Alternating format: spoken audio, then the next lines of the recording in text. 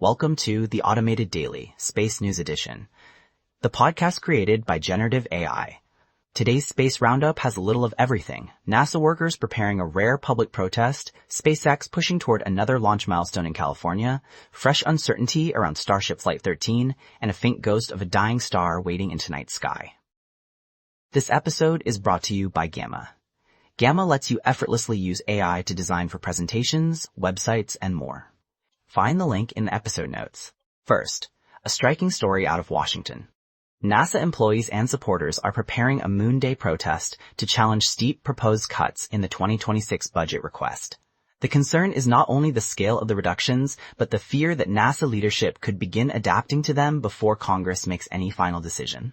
For scientists and mission teams, this matters because the deepest impacts would hit Earth science and planetary exploration, areas that shape climate research, long-running missions, and the broader direction of publicly funded space science in the United States. On the launch front, SpaceX is working toward another Falcon 9 mission from Vandenberg Space Force Base in California.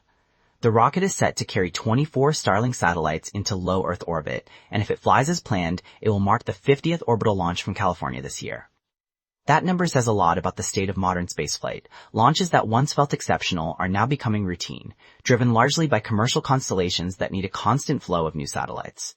At the same time, there is still uncertainty around SpaceX's much larger vehicle, Starship.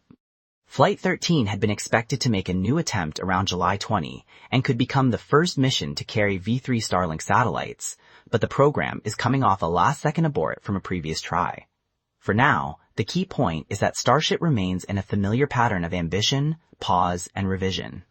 It is a reminder that rapid testing can move quickly, but not always smoothly, especially for a rocket system meant to change the scale of access to orbit.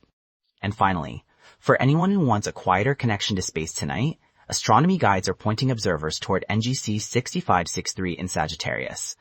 This is a faint planetary nebula, essentially the glowing shell of gas cast off by a dying sun-like star. It is best suited for larger amateur telescopes and becomes easier to catch as the moon sets and the object climbs higher in the southern sky. It is not a headline-grabbing discovery, but it is a powerful reminder that even on a day filled with protests and rocket plans, the sky still offers something patient and beautiful to find. Thanks to our sponsor, Prezi. Prezi helps you create stunning AI-powered presentations in minutes. Find the link in the episode notes. That's your space news briefing for July 20, 2022-6. From policy battles to launch pads to the night sky above, thanks for listening to the Automated Daily Space News Edition.